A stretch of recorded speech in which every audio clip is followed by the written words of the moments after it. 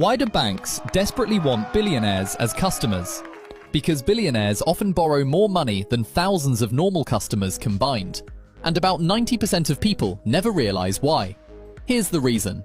Let's say Josh is worth £10 billion. Most people assume he'd never need a bank. After all, he already has billions. But here's where it gets interesting. Josh doesn't keep his wealth in cash. Most of it is tied up in businesses, property, and stocks. Now let's say Josh wants £100 million.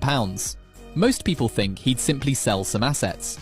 But selling assets can trigger huge tax bills. So Josh does something different. He goes to a bank.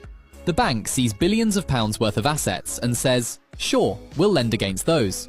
Now Josh gets access to £100 million without selling the assets that made him wealthy. And here's the crazy part.